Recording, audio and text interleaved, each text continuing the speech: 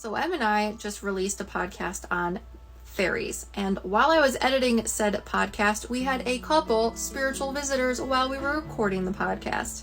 Those guest stars included the Tooth Fairy, Hades, two random fairies that you'll have to listen to the podcast to understand, but also the Fates.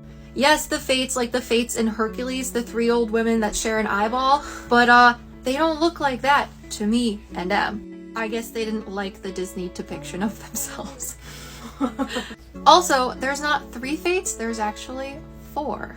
I personally do not know anything about Greek mythology as it's written in historical context or other types of whatever.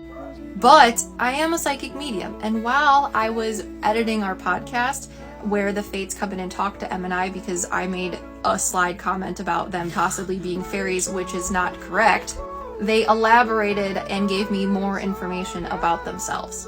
And it was in context to what the 3 Fates do, and then that 4th one that surprised both Em and I. Now the Fates have strings and threads, yes?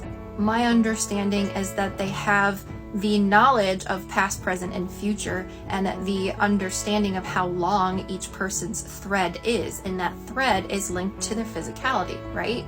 So in the Hercules movie, when Hades goes to see the Fates about his past, present, or future information, they're snipping people's threads, you hear people screaming in the background, ah! But while I was editing the podcast and they came through again to talk to me, they explained how the 3 Fates give people their psychic abilities, and how the 4th one is related to time.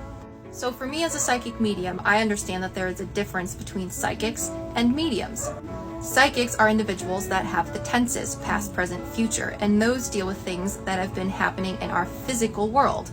But when you are a medium, you are a psychic by default. You are gifted with the tenses of past, present, and future, whereas some psychics can have 2 of the 3 or 1 of the 3 and in different capacities of past, present, and future. So when psychics perceive things tensely, past, present, or future, they perceive things that are happening in our physical world, within our existence of space and time. So the way they explain it to me is they are the ones that give you your gifts of past, present, or future if you are one of the psychics, after they have been told by a higher power that you are able to have those gifts. But the 4th one, the one that deals with time, is the one that weaves those gifts into your existence and holds the construction of your strand.